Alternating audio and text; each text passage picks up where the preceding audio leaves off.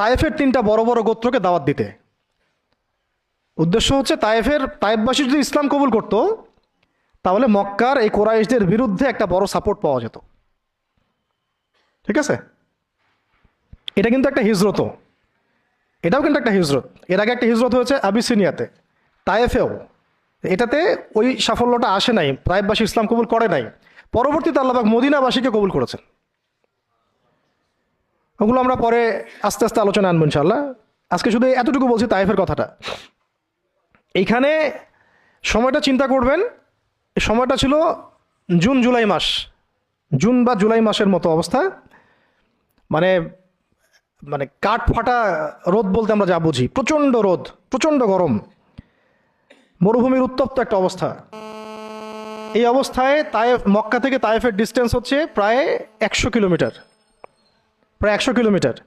যারা তায়েফে গিয়েছেন তারা হয়তো জানবেন, এটা পাহাড়, মানে মাটির নিচ থেকে তায়েফ শহরটা দেখা যায়। এই যে পাহাড়ের গা বেয়ে যে উঠতে হয়, এখন তো গাড়ি আসছে, গাড়ির যুগ, এই গাড়ি দিয়ে উঠতেও এই নিচ থেকে উপর পর্যন্ত 40 কিলোমিটার, মানে পাহাড়ের গা বেয়েই 40 কিলোমিটার রাস্তা এইভাবে সফর করে করে করে করে তায়েফের শহরের উপরে পৌঁছাতে হয়।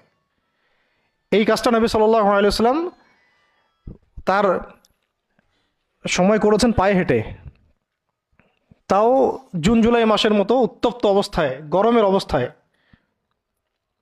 এবং এই সফরে নবী সাল্লাল্লাহু আলাইহি ওয়াসাল্লামের সাথে মাত্র একজন সাহাবী ছিলেন, সেই সাহাবীর নাম যায়েদ ইবনে হারেসা রাদিয়াল্লাহু আনহু, আর কেউ না, রাসূলের প্রিয় ভাজন। তাহলে বুঝতে পারছেন কত কত কাছের সম্পর্ক। আর কেউ না, কোনো সাহাবী না,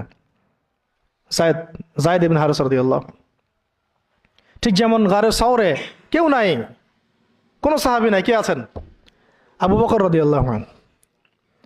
আয়েশা রাদিয়াল্লাহু আনহা বলতেন মাঝে মাঝে যে যদি রাসূল সাল্লাল্লাহু আলাইহি ওয়াসাল্লাম জীবিত থাকতেন তাহলে যায়েদ ইবনে হারেসা রাদিয়াল্লাহু আনহুকে মনে হয় তিনি তার পরবর্তী স্থলাভিষিক্ত হিসেবেই ঘোষণা করে দিয়ে যেতেন।